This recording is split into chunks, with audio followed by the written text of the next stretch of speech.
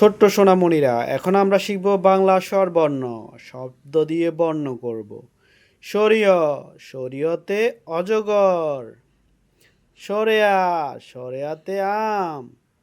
রসই, রসইতে ইলিশ।